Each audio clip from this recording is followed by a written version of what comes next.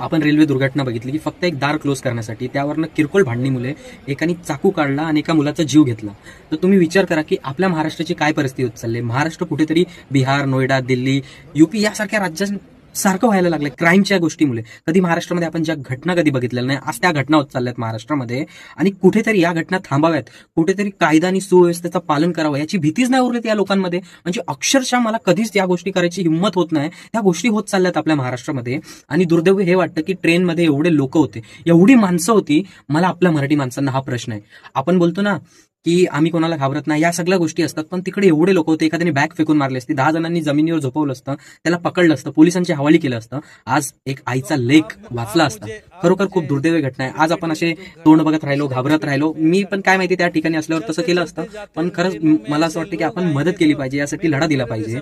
एका आईचा लेख वाचला असता. आणि निर्लज्ज लोक एवढे या म्हणजे आपल्या महाराष्ट्रासोबत हा खेळखंड होतोय ना. ऐका हा याचा वकील काय बोलतोय. और आरोपी के बीच में उसमें मृतक पीड़ित द्वारा पहले आरोपी के साथ में हिंसा की गई। आरोपी के आंख में चोट लगा, चश्मा गिर गया, वो बैठ गया, उसे समझ में नहीं आया और आजू बाजू के कुछ लोग चिल्ला रहे थे आरोपी पे दरवाजा बंद करने और खोले रखने के विवाद में। तो आरोपी घबरा गया और उसने त्वरित प्रक्रिया में अपना मतलब बैग का, उसको मालूम था कि बैग में उसने उसके विपल्स है और उसने चैन खोलकर आत्मरक्षा हेतु प्रतिक्रिया दिया, जिससे ये दुर्घटना हुआ। ऐकलं का.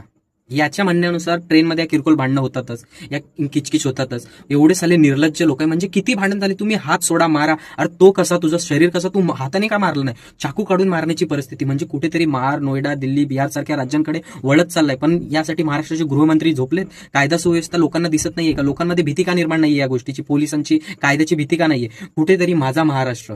आणि हे लोक जर एवढं बोलतायत की ट्रेनमध्ये किरकोळ होतं, हे होतं, तर कुठेतरी महाराष्ट्रामध्ये स्थलांतर कायदा आला पाहिजे, की बंदी घातली पाहिजे. आता महाराष्ट्रामध्ये खूप गर्दी झाली, खूप प्रप्रांतातील लोक आलेत.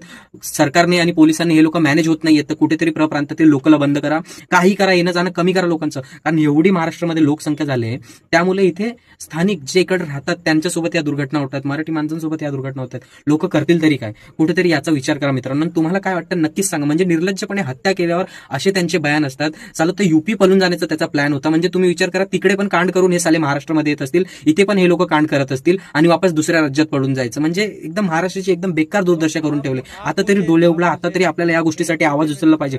या गोष्टीसाठी फक्त सत्ताधारींनाच आपण क्लेम करू शकतो, ज्यांच्या हातात सत्ता आहे. तुम्हीच विचार करा आणि तुम्हीच मला सांगा.